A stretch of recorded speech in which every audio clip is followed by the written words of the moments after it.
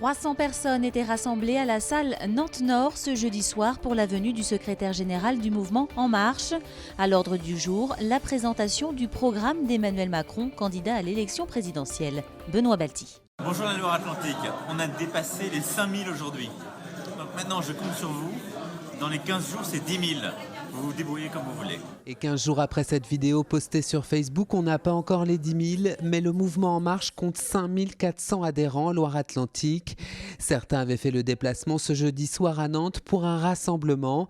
Parmi eux, Audrey, qui anime l'un des 26 comités En Marche du département. Et c'est la personnalité Macron qui l'a persuadé de s'engager. Ça a été une vraie conviction lorsqu'il a ouvert le mouvement En Marche en avril 2016, où j'étais tout simplement sur mon canapé avec mon époux et j'ai vraiment été convaincue par ses motivations et les valeurs qu'il portait dans ce mouvement. Les militants et les sympathisants étaient présents, mais également des élus du département qui soutiennent Emmanuel Macron. Le maire d'Ancenis a parrainé le candidat En Marche. Et même si cette initiative lui a coûté son investiture pour les législatives sous l'étiquette UDI, il ne regrette rien. Et je n'étais pas convaincu, notamment sur ces derniers temps, par les allers-retours de l'UDI. Un coup je soutiens Fillon, un coup je soutiens peu, finalement je reviens, sans doute par opportunisme. Et moi c'était vraiment un choix de conviction et je ne regrette pas. Voilà. Un autre soutien important dans le département, celui du député écologiste François de Rugy. L'ex-candidat à la primaire de la gauche a préféré rallier Macron plutôt que de soutenir Benoît Hamon. Il est crédible en France. Il est crédible à l'étranger, il est reconnu à l'étranger, notamment en Europe, comme un interlocuteur crédible, et puis il rassemble. Lors de ce rassemblement, c'est Richard Ferrand, secrétaire général d'En Marche, qui représentait Emmanuel Macron. Pour le moment, aucun meeting avec le candidat n'est prévu en Loire-Atlantique. La CGT de Loire-Atlantique est en congrès à Cordemais jusqu'à ce soir. Un rassemblement était organisé hier devant la centrale EDF dont l'avenir est menacé, selon les syndicalistes. Un combat pour lequel ils ont reçu le soutien de leur secrétaire général, Philippe Martinez. Il s'est déplacé ce jeudi en Loire-Atlantique. Jean Annex. Il est venu épauler les grévistes de la centrale et à la tribune, Philippe Martinez martèle son credo. Défendre, mais non seulement défendre, reconquérir et développer l'industrie. Cette entreprise devrait être au service de la population comme c'était le cas à sa création. Donc voilà, c'est là où c'est un symbole. Et il y a beaucoup en ce moment de symboles en France, de salariés qui luttent pour non seulement préserver l'emploi, mais pour le développer et puis maintenir des sites industriels.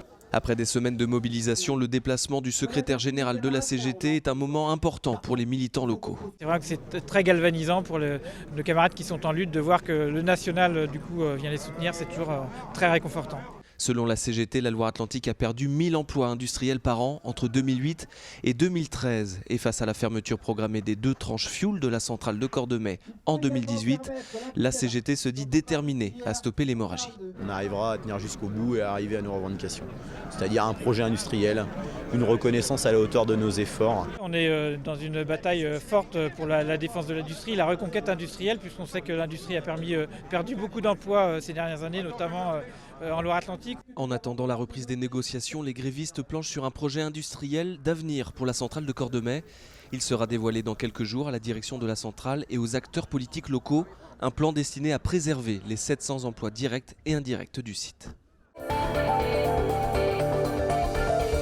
Depuis 9 ans déjà, l'école d'ingénieurs de l'ICAM à Carquefou organise chaque année une journée événementielle.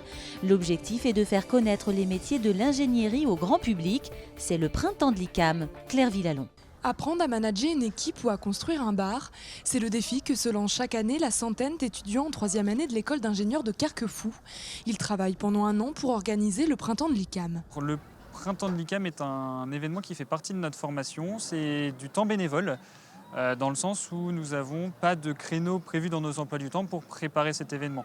Donc la promotion est répartie comme une entreprise, c'est-à-dire sous forme de 8 pôles. Louis, lui, a choisi de travailler à la construction d'une buvette en forme de bateau, une expérience très enrichissante pour cet ingénieur en devenir. Le but, c'est d'apprendre à gérer un projet avec 100 personnes.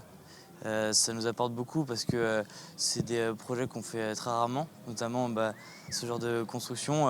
On n'est pas du tout formé pour ça, mais on reste ingénieur en formation et donc du coup ça nous apporte vachement d'apport technique et d'imagination parce qu'on est hyper libre. Pour promouvoir l'événement, les étudiants ont réalisé un flash mob dans plusieurs endroits de Nantes. C'est Marguerite qui s'est improvisée chef chorégraphe, un sacré challenge. J'ai dû apprendre à 94 personnes à danser tous ensemble, des garçons comme des filles, plus des garçons. Et c'était pas facile, mais on s'est bien amusé. Le printemps de l'ICAM, c'est toute la journée de samedi prochain de 10h à 19h au Parc des Chantiers à Nantes.